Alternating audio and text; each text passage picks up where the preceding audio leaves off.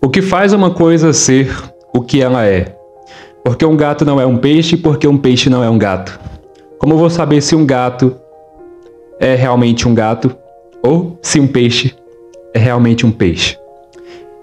Essas são perguntas simples, são exemplos qualquer, porque agora a gente vai falar sobre ente e essência aos moldes de Santo Tomás de Aquino.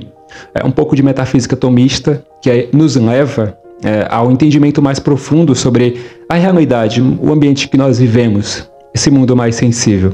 Então, há duas perguntas aí para se fazer. O que é ente e o que é essência? Primeiramente, o termo ente, ele possui sua derivação do latim, que é ens, que significa ser, ou aquilo que é.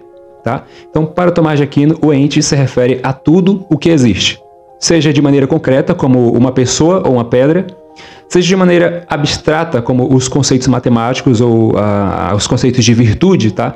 Tudo aquilo que existe ou pode existir é um ente. O ente é, então, o ponto de partida para a metafísica, porque ela estuda o ser enquanto ser. Ou seja, o que significa existir e quais são as condições para que algo exista.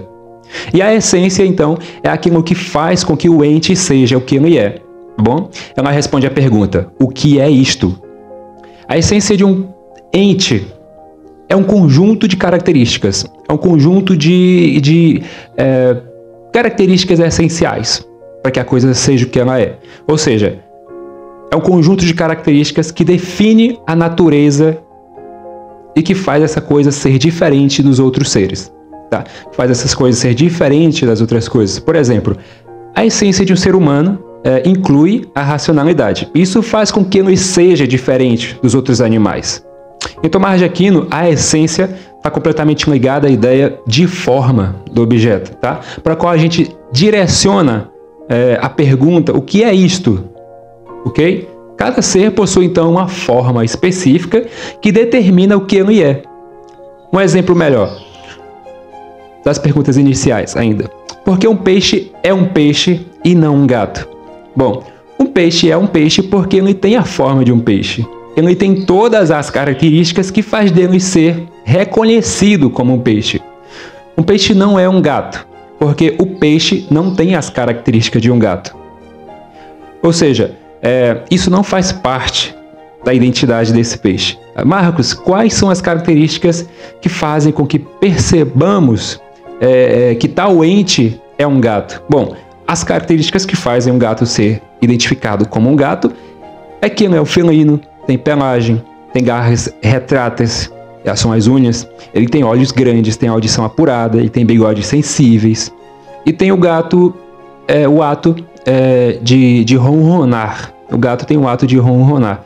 Mas quais são as características que fazem o peixe ser um peixe, certo? As características que fazem o peixe ser um peixe, que fazem ser identificado, aliás, como um peixe, é que ele possui um hábito aquático, tá bom? Ele tem escamas, ele tem brânquias, ele tem barbatanas para que ele possa nadar, é um animal de sangue frio, tá bom?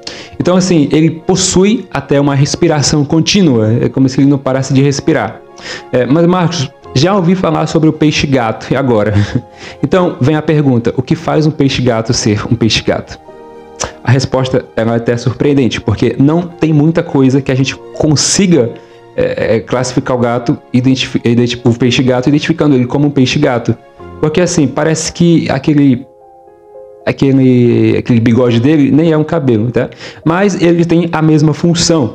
O que é? A pouca característica e a maior de todas elas que fazem um peixe-gato ser um peixe-gato é o bigode dele, que são chamados também de barbilhões, que eles são usados como sensores táteis e gustativos, tá? E os bigodes dos gatos, eles são usados quase com a mesma função. Serve, então, para detectar pequenas mudanças no ambiente, ajudam na navegação, em se localizar no ambiente, especialmente em locais apertados ou na escuridão, tá bom? Além dos olhos noturnos também, o gato consegue se localizar na escuridão, com coisas que ele toca, tá?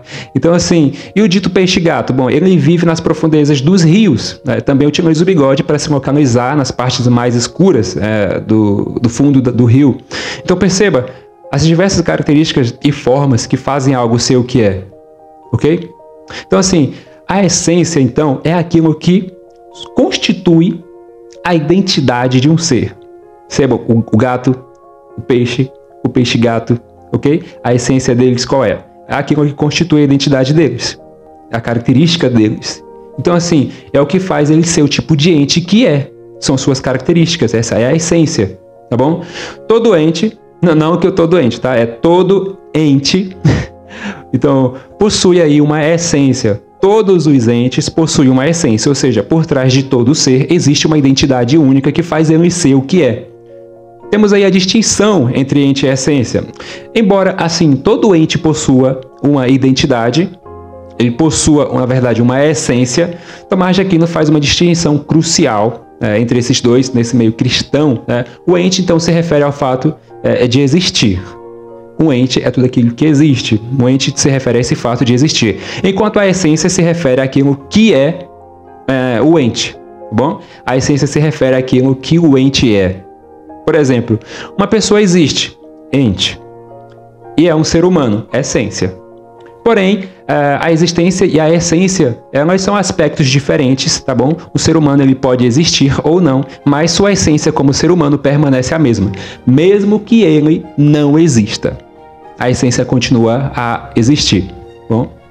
Então, essa distinção é importante porque ela vai implicar na essência de que algo não garante a sua... Aliás, a essência não garante a existência de algo, tá certo? Então, por isso que é importante fazer essa distinção, tá? Porque, assim, uma coisa que tem essência não significa que essa coisa existe, que essa coisa exista. Então, é necessário, portanto, aí um ato de existência para que a essência se torne um ente concreto no mundo, tá bom?